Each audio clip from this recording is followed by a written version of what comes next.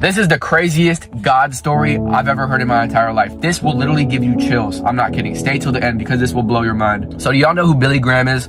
If you don't, he was a very popular preacher in the 1950s. He was doing these events where he had tens of thousands of people who would come and listen to him preach the gospel. And a lot of people loved him, but there were some people that didn't like him so much. People hated him because he was preaching the truth. And on March 15th, 1959, Billy Graham was preaching in Australia, and he had 143,000 people in attendance listening to him preach. But in that crowd of 143,000, there was 10 people that weren't there to just listen. They were there to do some harm. They were there to unalive Billy Graham because they really didn't like him. And so they made a plan. They planned it very carefully. Each of them had a weapon on them that they planned to unalive him with. And so they decided to wait until the altar call, where Billy Graham would bring everybody up to the front who were getting saved. And this is when people would rush towards the front, and they thought that this would be the best time because it's when the security is probably the weakest. And one of the people who were a part of this, who were going to unalive Billy Graham, was a 17-year-old named George Palmer. And George actually went through some crazy stuff earlier in his life. 10 years before this, George saw his father die from a heart attack.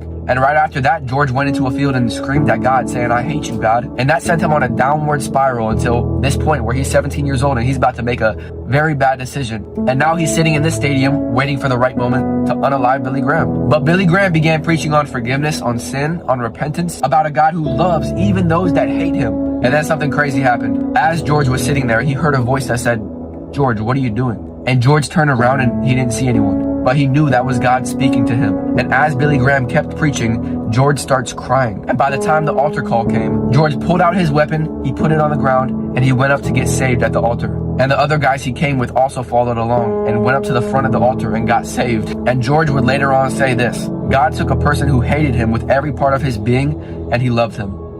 That's the gospel, y'all. That's how the gospel works, man. There's nobody too far that Jesus can't reach. There's nobody too broken that he can't fix. There's nobody too hurt that he can't heal. There's nobody too lost that he can't find. There's nobody too far that he can't reach. There's nobody too dirty that he can't clean. There's nobody too guilty that he can't forgive. And there's nobody too sinful that he can't save. I don't know who you are, but I know that Jesus can save you all, and I'm a witness. There's nothing you'll find greater than his forgiveness.